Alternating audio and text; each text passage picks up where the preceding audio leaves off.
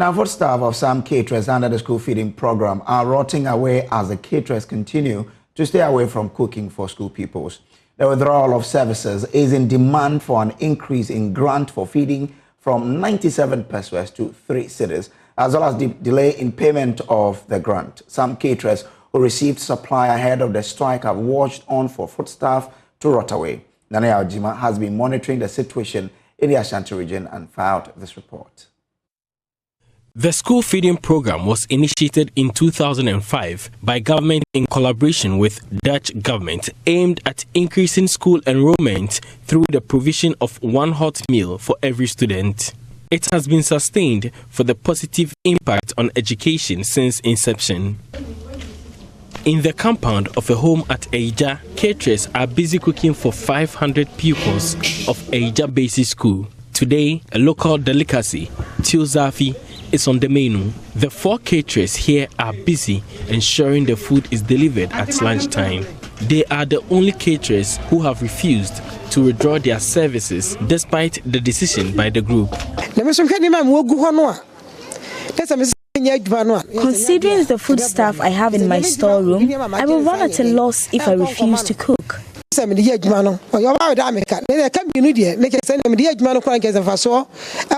cannot return them to the supplier too. It will be prudent for me to use them so that I add it to my claims.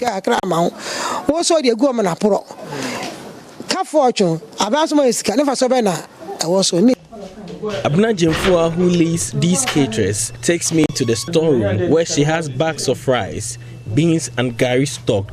Both vegetable and palm oil, as well as fish, among other perishable items, are part of the stock. She explains persistent rise in prices of foodstuff should be complemented by increase in the feeding grant. The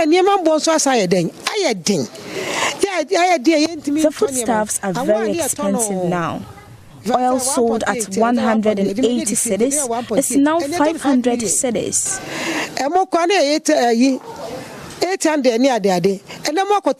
Rice is also very expensive now.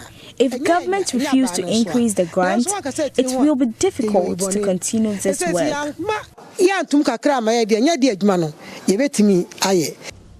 Per arrangement of the program, caterers are paid arrears of the previous term in the new one.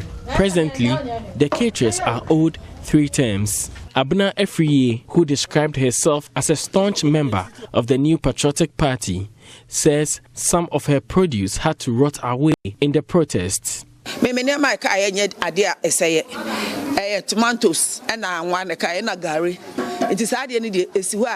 Most of the ingredients in my storeroom are not perishable.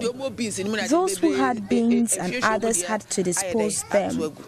I have disposed a carton of canned tomatoes because they had expired. In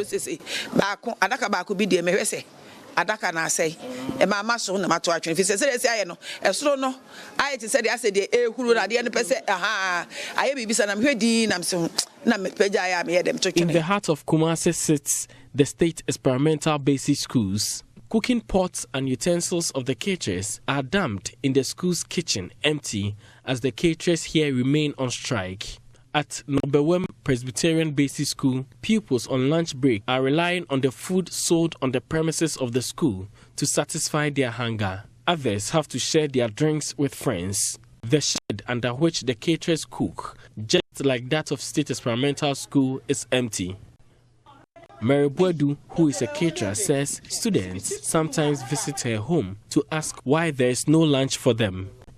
Some children came to my home to verify if the program has been cancelled. I told them we are negotiating for an increase because food items are expensive. Some parents have had to make up for the feeding demands of their children by increasing their pocket money. Together with consistent rise in the cost of transportation for their wards, Priscilla Agboko says the cost of living has become unbearable. I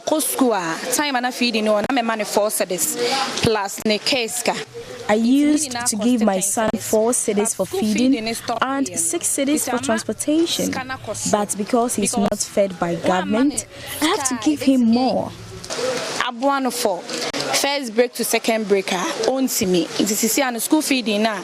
It is unclear when government will reach an agreement with the caterers for them to resume cooking for the children. Until then, attendance may suffer as recorded in some schools. For JoyNews, Nana Ojima, Kumasi.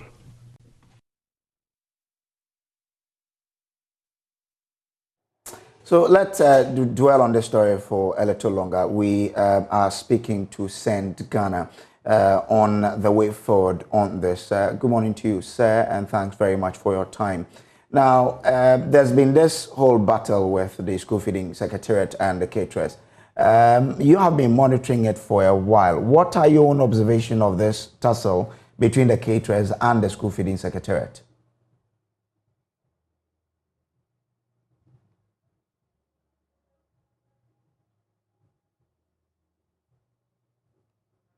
I'm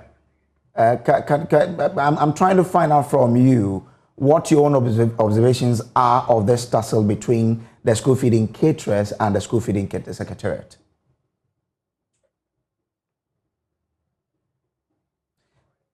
We'll try and revert to this story later on, but the Accra-Tema motorway is expected to be opened for traffic in the next 24 hours.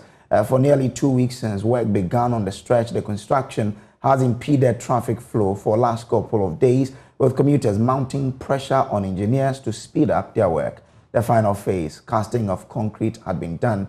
With the help of a special additive, the concrete is expected to dry in a few hours. Roads Minister Kwesi Amwakwata says the road will be open to motor traffic by 6 a.m. Friday, June 17th, 2 days ahead of its initial deadline. JoyNews' Michael Papani Ashley has more in this report.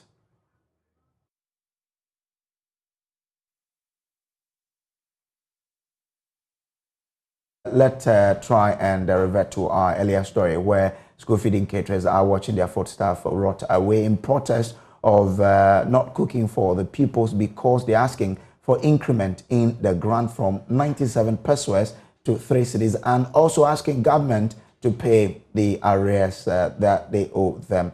Send Ghana has been monitoring movement in this regard, and we have the director with us on the line to have a chat on this particular development. Thank you very much for agreeing to speak to us.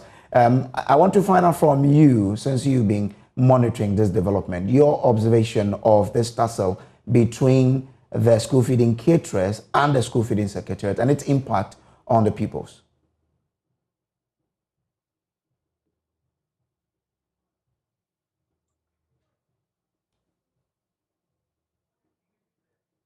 Can you unmute your microphone so we can follow what you're telling us? And I want to find out from you what you're making is of the tussle between the caterers and the school feeding secretariat and its impact on the pupils. Okay, thank you very much. Good morning to your cherished viewers.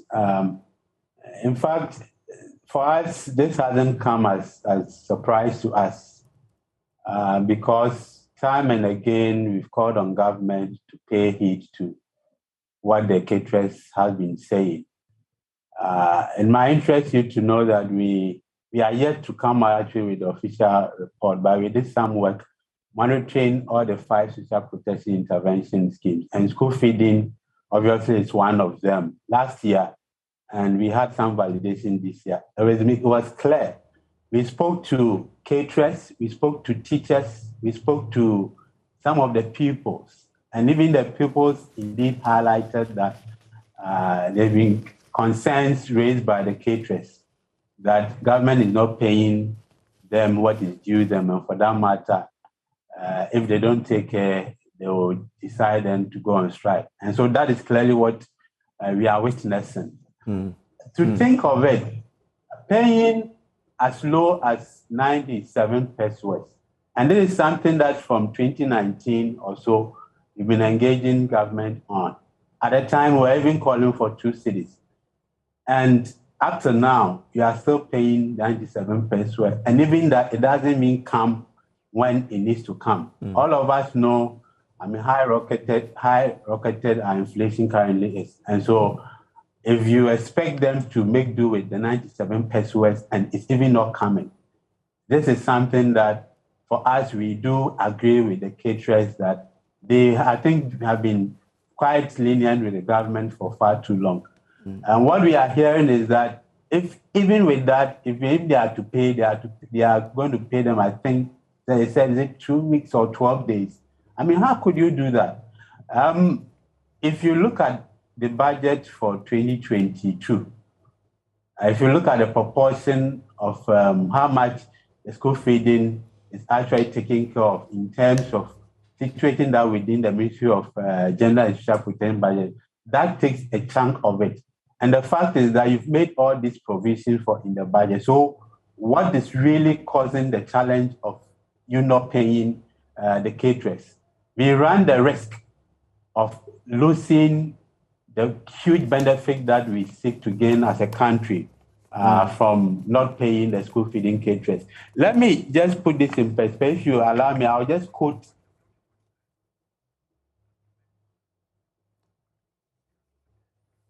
All right, Doc, are you still there? Because now the caterers say they won't go back to cook, and that's affecting education. How should we address this particular development to get the caterers back to school so that we can have the kids enjoying the meals? Because we know the impact it has on school children when these caterers are not in school. Doc, I want to find out from you how best this issue must be resolved because of its impact on education. Kids need the food so they can always be in school. Without it, we've had stories where children are avoiding school. So how should we go about addressing this particular matter? For us, we think that government needs to look at this as something that needs all that agency that is required. You've contracted these people. Some have gone to the extent of contracting loans just to prepare food for the kids. And so government... Hello, Doc. All right. We have some challenges. We're getting Doc on the line, but we're still getting, so we can speak to him. That's Dr. Emmanuel Eifa. He is Vice President of St. Ghana. Still talking about the school feeding caterers and their tussle with the Secretariat over non-payment of arrears, and again asking for increment in the grant. Doc, I was trying to find out from you what the way forward, how we must resolve this to ensure that we don't prolong the impact it's having on education. Yeah, thank you. Sorry for the connection. I hope this one will work well. I'm using my phone now. So clearly we think that government should look at it with all sense of urgency that it requires. Because one, the caterers are indebted to the banks and other places that they've secured loans to prepare food for the kids. If we do not do that, if we fail, we run the risk of running the whole Ghana school feeding program down. The fact is that if you look at some impact evaluations that have been done out there, a lot of research points to very good outcomes in terms of enrollment, in terms of nutritional outcomes, and even the economy-wide effect. Because, you know, these caterers purchase goods from the local economy market. And so we run the risk of losing all these attendant benefits of the school feeding programs. The point is that government have budgeted for this. And so once you budgeted for it, we expect that, yes, insofar as you prioritize certain things, this thing also needs to be prioritized in terms of the school feeding program. If you permit me, okay, going forward, maybe before I go on to talk about what we think government should do, if you permit me, I can just quote a verbatim from some of the monitoring that we've done and what some even said in terms of the caterers, in terms of the school children, and in terms of some school authorities. Do that in the next 1 minute for me. Okay. They said there's a delay in payment. Mostly we go for loans, and government usually delay in payment of funds after we pre-finance. We wish the government could pay upfront before we commence work for the term. Our monies usually get locked up, and we sometimes have to go for loans to continue cooking. Meanwhile, it takes a long time for claims to be paid. Let me just wrap up quickly in terms of what we think. So, one, government should pay heed to the 3 Ghana cedis that they are calling for. I mean, we don't need a prophet to tell us that times are hard, looking at the huge inflation figures that was quoted last week or so. Aside that, we think that going forward, it's important for government to even peg the amount to inflation, so that it wouldn't be that every time they have to come talking about it and all that. And then lastly, we think that government, no matter what, should find money to pay the caterers. This is something, they are fighting for something that they work for. It's not something that they've not worked for that they are demanding. And so this is due them. Government should try as much as possible to do that. The caterers resumed their decision to go on strike, I think last 3 weeks or so. They start with government to talk, but government unfortunately has failed on their part. And so we expect government to do that. Other than that, we risk the risk of not having kids attending school. And that is what we are picking up right now. All right, Doc. So, grateful to you that you found time to join us. Dr. Emmanuel Aifa is Deputy Country Director of Send Ghana. This is still the Joy News desk.